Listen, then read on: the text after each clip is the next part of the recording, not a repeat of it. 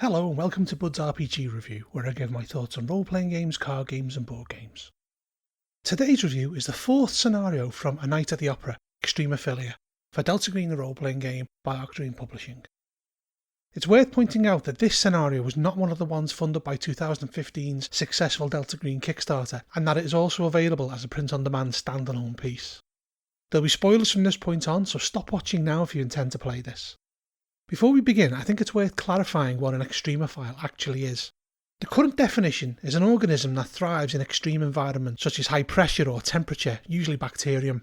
Other organisms exist, most notably the water bear or tardigrade, that can survive the vacuum of space, dehydration, 1,000 times more radiation than other creatures, and environmental toxins.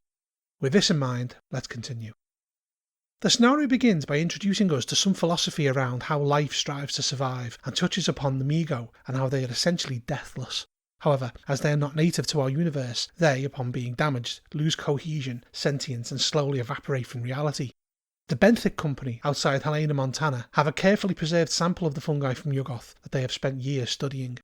A few days ago, Dr. Brent McCaslin was exposed to the sample directly in a way that made it aggressively contagious, changing in ways that nobody predicted. As the sample grew, he infected others who in turn passed it on. The researchers will soon meet the Migo and join them in immortality. The other infected people will follow similar urges, but as their infection is less pure, they will spiral into insanity. The agents have a chance to stop the alien infection or become just another vector. The agents have a briefing from their case officer at 3 p.m. at a secure room on Malmstrom Air Force Base, Montana. They are briefed on the death of LCSO Deputy Fred Jacob 6 days ago from toxic shock and massive heavy metal poisoning. There are several strange factors in his death. Firstly, it happened over only a couple of days, but his organs and circulatory system indicated months of accumulation. Secondly, there were no reports of the type of industrial accident that would usually cause that kind of poisoning.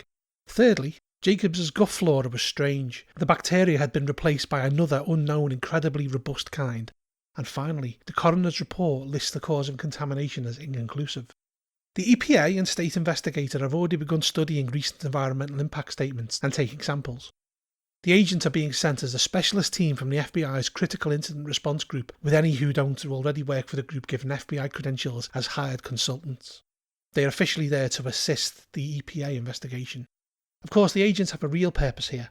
Determine if Deputy Jacobs' condition indicates an unnatural threat, and if so, identify and neutralise it, and to look for evidence that can justify restricting the investigation as a classified bioterrorism case that will allow the programme to keep the EPA and the like out of it altogether, possibly framing a few anti-government or white power groups if required.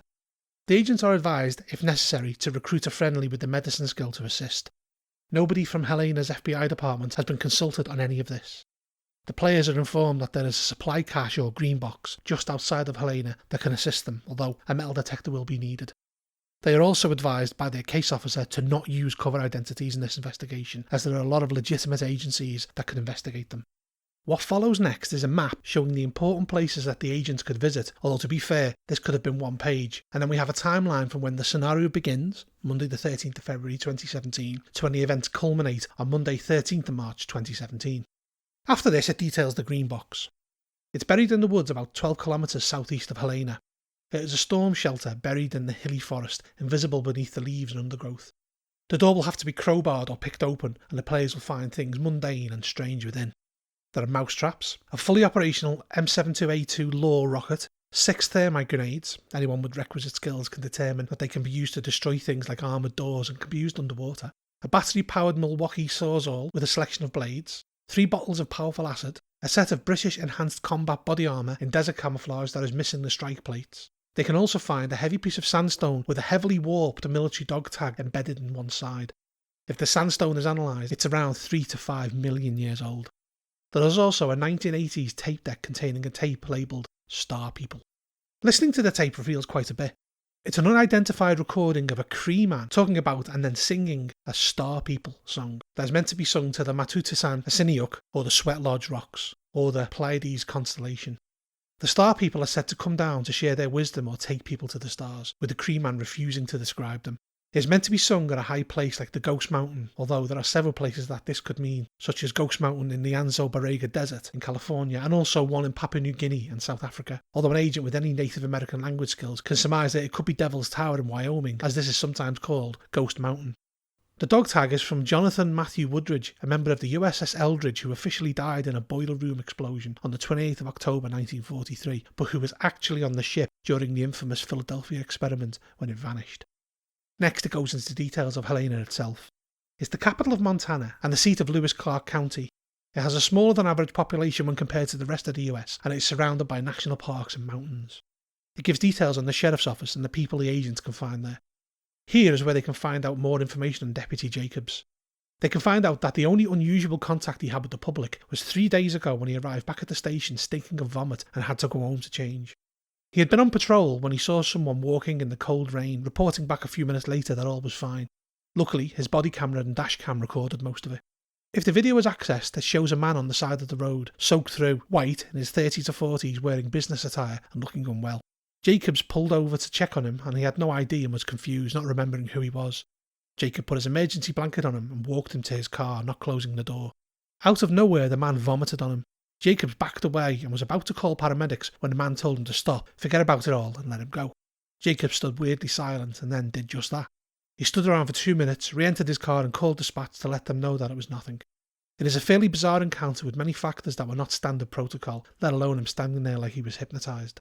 Jacobs' companions at the station find the video odd and uncharacteristic, with some saying he must have already been ill, and this was a reaction, a statement that the sheriff and the undersheriff agree with in order to mitigate their liability, even arguing that he was derelict in his duties. If an image search of the stranger is sent to the FBI labs in Quantico, the agents get a response the next day. Brent McCaslin, a 34-year-old biochemist who works for a chemical business called Benthic Company that are based in the mountains outside Helena. They also get his home address, more on that later. It's worth mentioning that when the sheriff realises that the agents are investigating Jacobs' death, he will assign Eric Hayes, the sergeant in charge of the investigation unit, to assist them, and he will try and ingratiate himself amongst them as an asset that can keep secrets. Through various places, the agents can learn that the Benthic Company hires guards from the Breckenridge Corporation, an international private security firm with deep intelligence and military roots, and this will be recognised by those agents with these kind of backgrounds. By asking about the sheriff's office, they can find out that under the last 4 sheriffs, any investigations to do with Benthic go directly to the sheriff. If asked why, Leo Potter, the current sheriff, will claim that he was elected to look out for the people of the county and the industries that make it prosper. In actuality, the office covers up more than it prosecutes. He considers Benthic to be valuable contributors to the community and will be suspicious of interference. He won't interfere with the investigation, but similarly restricts the information he will share. We then move on to the EPA and the State Department of Environmental Quality, who have sent agents to investigate possible environmental contamination in Jacobs' death. They're performing fairly pointless tasks like collecting soil and water samples from his normal patrol area. Should the handler need to, they can provide information on the Oakland pit, which is detailed later on. They could be an asset for the agents in covering things up, or alternatively being a thorn in their sides. It details the 2 staff members. It also briefly mentions the county coroner, Brian Halsey. He examined Jacobs' contaminated corpse and has fallen ill. He checks himself into hospital and further contaminates doctors and nurses until the agents restrict access to him.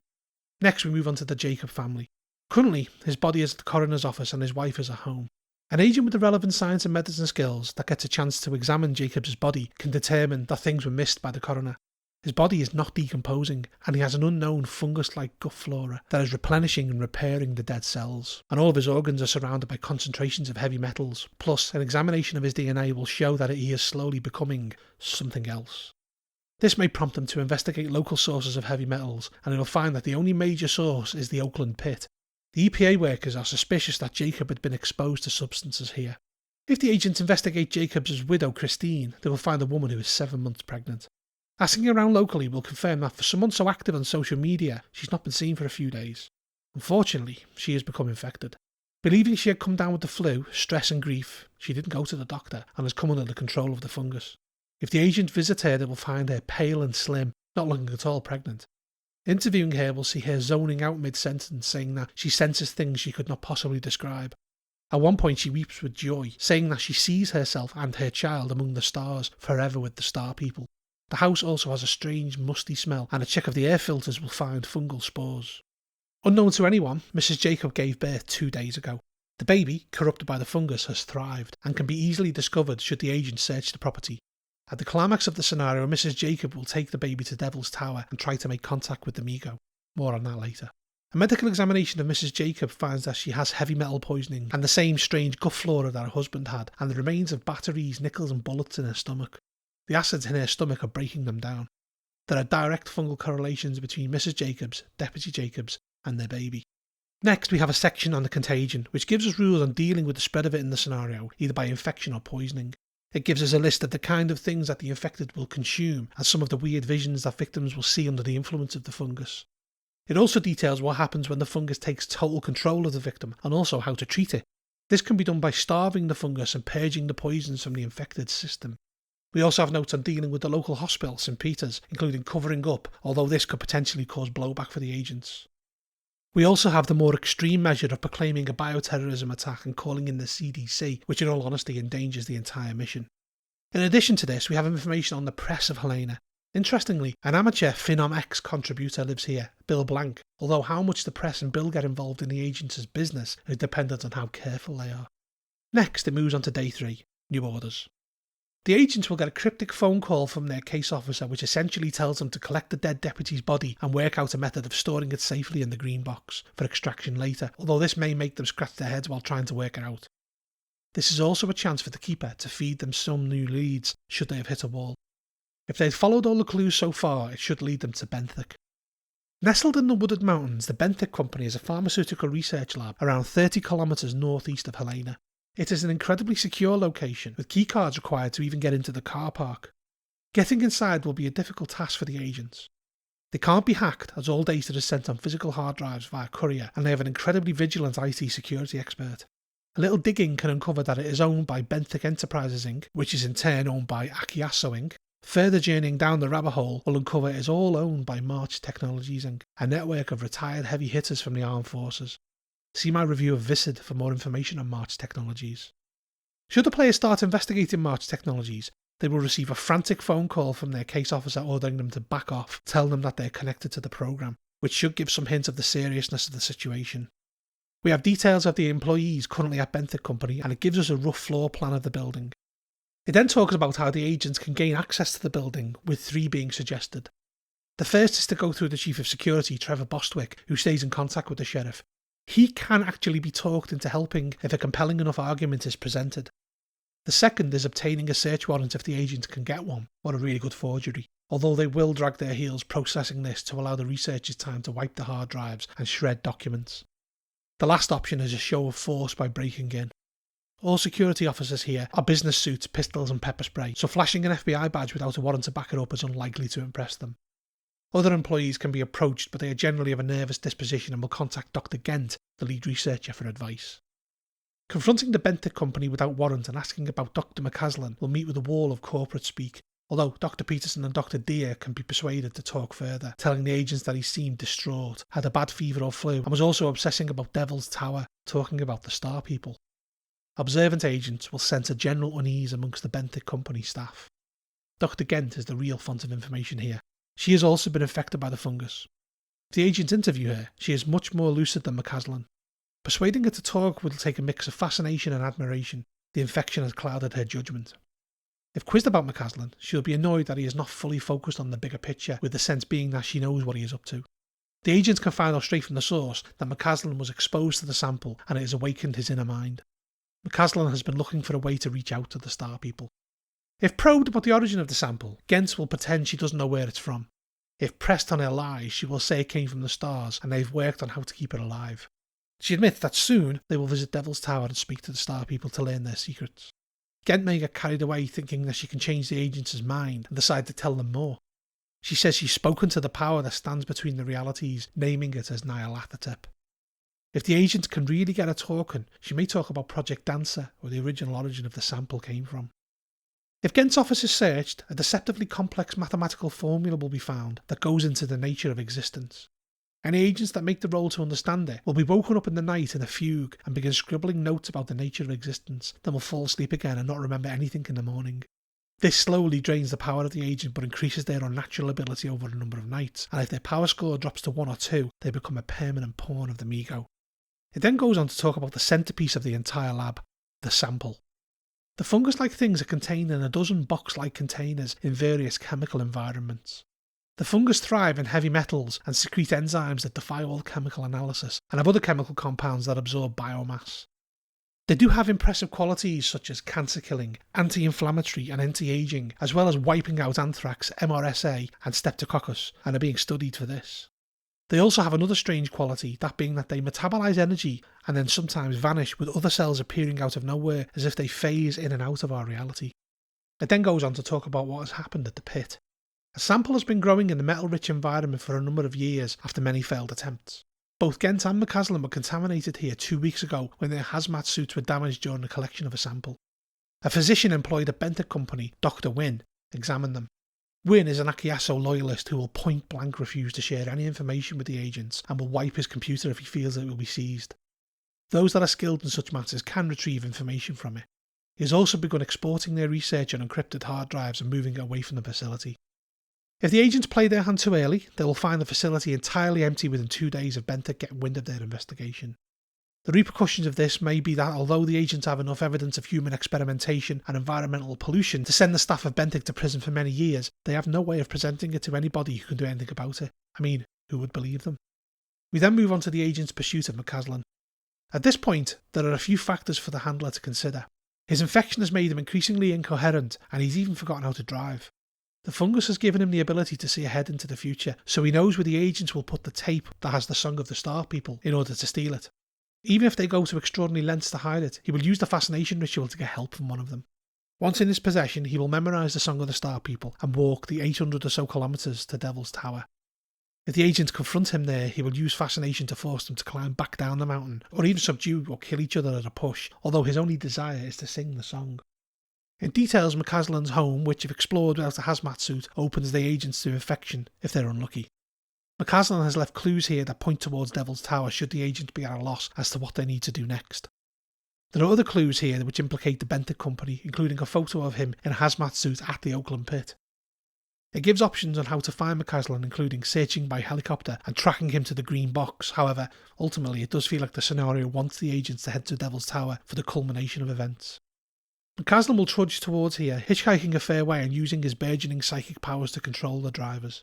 This gets him most of the way there, and somehow nobody else gets infected. His trail can be followed should the agents look into local police reports. A car on the interstate I-15 or I-90 picked up a man who was raving about the Star People, then the driver blacked out and woke up in a wreck sometime later. We then move on to Devil's Tower itself. A successful occult check will help the agents understand that it was in the movie Close Encounters of the Third Kind, and has always been the focus of Native American myths. Hikers have seen McCaslin climbing the face without ropes, a helmet or even water. The park rangers have been informed and are on the lookout for him. It takes around 4 to 6 hours for 2 people to climb to the top of Devil's Tower, and it is a dangerous prospect. Witnesses report seeing a strange man at the summit, staring into the sky, standing still. Some of them left a bottle of water and power bars as they felt concerned for him. In addition to this, Mrs. Jacobs will also feel the pull of Devil's Tower with her fungal child and is driven there, causing panic as many people see the baby. Unless stopped, McCaslin waited at the summit. If left undisturbed, a few hours after completing the song, pinpoints of light appear in the sky, circling overhead and winking in and out of existence. Eventually, 3 manifest into the alien Migo, bizarre bear-sized creatures that look part crustacean, part fungal, with head lobes that glow softly. What then follows is a strange exchange where the Migo talks to McCaslin in a strange, synthesized approximation of human speech, where they acknowledge his change and question whether he is ready to experience that those who are favoured of Nyarlathotep are allowed to experience. He answers in what I assume is the affirmative. His actual response is black bookcase, green thunder, sideways recoiling. One of the Migo produces a weird metal device that has a whoosh sound and his body collapses to the ground. Another of them produces a grotesque bone shard implement to tear off the top of his head and places his brain in a canister of some unidentifiable metal. Then they put his skull back together to seal the wound as if nothing happened and fly away with his brain, leaving his corpse to be discovered. It then goes on to talk about the pit. It gives us some details on the personnel here and what the agents can find out should they investigate further. The sample lies at a depth of around 30 metres within the poisonous waters here. It will draw the infected towards it, especially if the waters rise and it passes into the aquifers, using them to expand further and make connections with the fungi from Yuggoth. It gives details on how to destroy the sample. It's immune to physical damage, although explosions and fire will damage it. Additionally, hypergeometry will do full damage. It gives us in-game rules on destroying it, diving for it, swimming, and even demolitions advice. It touches on the aftermath of the investigation, including a complete success, that is, closing off the fungus's influence on humanity, destroying it at Benthic and the pit, and preventing it from spreading. It also talks about the trouble that the agents could get into in an official capacity, and even what to do with Christina, Jacob and her child should they get away from Devil's Tower. Lastly, it gives us stats for all the main players in the opera, including the Star People, and includes a quite superb illustration of them by Dennis de Twiller. This is followed by the rituals used in the scenario, clairvoyance, fascination, and Song of the Star People, and a list of the playtesters. Extremophilia is a scenario packed with ideas and interesting characters that, despite the Migo showing up near the end, is fairly mythos-light. The difficulty here, I feel, is the Benthic Company. They seem like an incredibly tough nut to crack, and getting any traction with them seems as if it would be nigh on impossible, as the minute they get an inkling that they're under investigation, they pack up and leave.